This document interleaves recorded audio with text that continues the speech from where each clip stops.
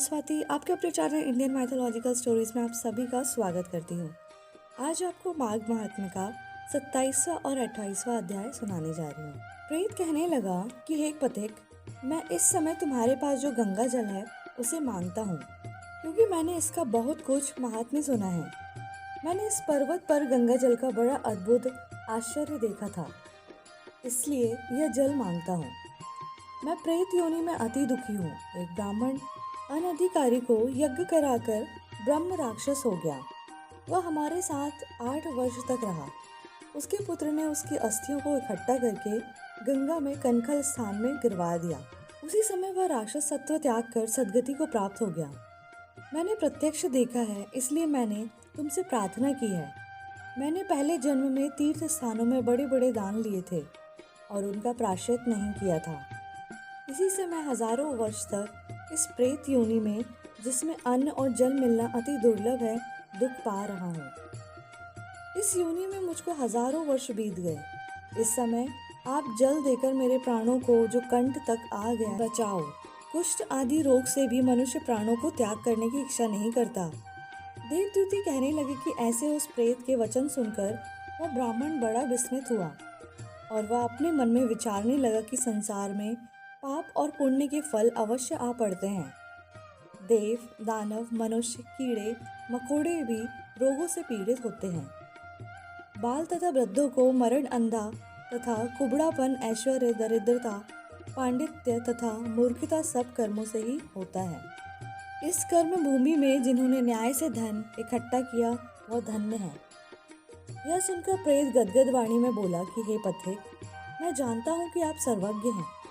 आप मुझको जीवन का आधार जल इस प्रकार दो जैसे मेघ चातक को देता है।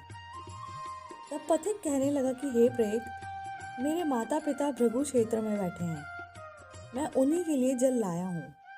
अब बीच में तुमने गंगा के संगम का जल मांग लिया। अब मैं इसी धर्म संदेह में पड़ गया कि क्या काण्य वस्तु में यज्ञों को इतना नहीं मानता जितना प्राण रक्षा को मानता हूँ। इसलिए प्रेत को जल देकर तृप्त करके माता पिता के लिए फिर जल ले आऊंगा। लोमश जी कहने लगे कि इस प्रकार उस पथिक ने गंगा यमुना के संगम का जल उस प्रेत को दे दिया। उस प्रेत ने प्रीति पूर्वक जल को पिया। उसी समय वह प्रेत शरीर को छोड़कर दिव्य देहधारी हो गया। वह कहने लगा कि बिंदु मात्र गंगा जल से वह प्रेत मुक्त हो गया। हम समझते हैं कि ब्रह्मा जी भी इस जल के गुण का वर्णन नहीं कर सकते, नहीं तो महादेव जी इस जल को मस्तक पर क्यों धारण करते। इस संसार में जो मनुष्य काया, वाचा और मनसा के पापों से रंग गए हैं, वह गंगा जल के बिना नहीं घुलते। गंगा जल के सेवन से मुक्ति सदा सन्मुख खड़ी रहती है। जिसके जल को स्पर्श करते ही प्रेत प्रेतत्व को छोड़कर मुक्ति को प्राप्त होते हैं। जो गंगा स्नान करता है वह वैष्णव पद को प्राप्त होता है। यदि संबंधी लोग गंगा जल से तर्पण करें तो नरक में रहने वाले पितर लोग स्वर्ग में चले जाते हैं। उस स्वर्ग में रहते हुए ब्रह्म तत्व को प्राप्त होते हैं। गंगा जल के समान और कोई मुक्ति का साधन नहीं। वह प्रेत वहां से चला गया और 1 मास में जब माघ मास आया तो उसने सुने हुए प्रयाग महात्म्य के अनुसार गंगा यमुना के संगम पर स्नान करके पिशाच शरीर को धारण कर भक्ति पूर्वक नारायण की स्तुति करता हुआ वह द्रविड़ देश का राजा गंधर्वों से सेवित उत्तम विमान पर बैठकर इंद्रपुरी को गया। सो हे द्वेष, यह इतिहास पापों का जल्दी ही नाश करता है। इसमें धर्म का ज्ञान होता है। यह पुण्य, यश, कीर्ति को बढ़ाने वाला है, ज्ञान तथा मोक्ष को देने वाला है। तुम भी सद्गति पाने के लिए प्रयाग चलो। वहाँ पर हम ऐसा स्नान करें जो देवताओं को दुर्लभ होता है। वहाँ पर श्राप से पैदा हुआ पिशाचपन भी नाश को प्राप्त होता है। इस प्रकार लोमश जी के मुख से अमृतमय मधुर कथा को सुनकर मानो अमृत पीकर सब प्रसन्न हुए और पाप रूपी समुद्र से पार हुए। उन्हीं के साथ सब लोगों ने दक्षिण दिशा को प्रस्थान किया। इसी से यह अध्याय समाप्त होता है। 28वें अध्याय में वशिष्ठ जी कहने लगे कि हे राजा दिलीप, बहुत से जन समूह सहित अक्षोत सरोवर में स्नान करके सुख पूर्वक मोक्ष को प्राप्त हो गए। तब लोमश जी कहने लगे, संसार रूपी इस तीर्थ राज को सब श्रद्धा पूर्वक देखो। यहाँ पर 33 करोड़ देवता आकर आनंद पूर्वक रहते हैं। यह अक्षय वट है जिनकी जड़ें पाताल तक गई हैं और मार्कंडेय ऋषि प्रलय के समय भगवान इसी अक्षय वट का आश्रय लेते हैं। यही शिव जी की प्रिय भगवती भागीरथी हैं, जिसकी सिद्ध लोग सेवा करते हैं। यह गंगा स्वर्ग के हेतु पताका है। इसका जल पीकर मनुष्य मुक्त हो जाते हैं। हे मुनि, सभी प्राणी इस नदी को यमुना से मिली हुई पाते हैं। इसका संगम बड़े पुण्य से प्राप्त होता है। इसके स्नान से जन्म मृत्यु रूपी दावानल से कोई नहीं तपता, परंतु ज्ञान प्राप्त करके मुक्त हो जाता है। यहाँ पर स्नान करने से सभी प्राणी बिना ज्ञान के भी मुक्त हो जाते हैं। इसलिए ब्रह्मा जी ने यहाँ यज्ञ करने की इच्छा की थी। इसी संगम में भगवान विष्णु ने स्त्री प्राप्ति की इच्छा से स्नान करके लक्ष्मी जी को प्राप्त किया। यहाँ पर त्रिशूलधारी शिव जी ने भी त्रिपुर दैत्य को मारा था और प्राचीन काल में उर्वशी स्वर्ग से गिरी थी तथा स्वर्ग पाने की इच्छा से यहाँ पर ही उसके स्नान करने से नहुष कुल के राजा ययाति ने वंशधर पुत्र प्राप्त किया।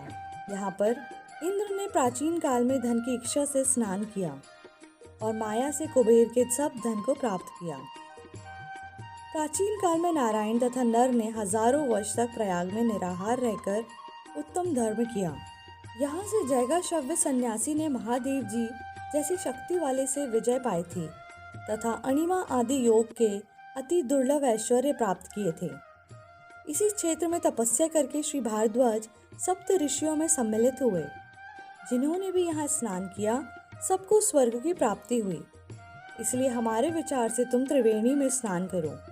इस स्नान से पहले किए हुए तुम्हारे सब पाप नष्ट हो जाएंगे और संपूर्ण वैभवों को प्राप्त हो जाओगे।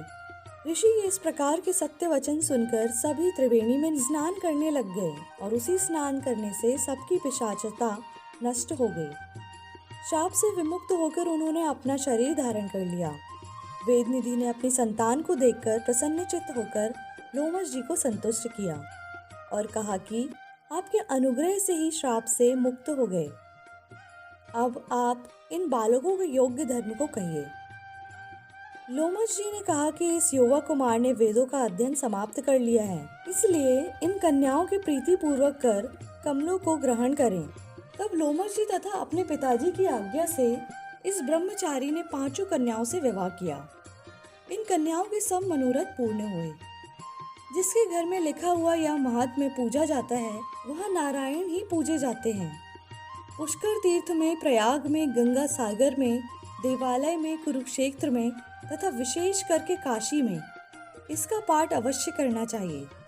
पुष्कर तीर्थ में ग्रहण के अवसर पर इसके पाठ का दुगना फल मिलता है और मरने पर वैष्णव पद को प्राप्त होता है।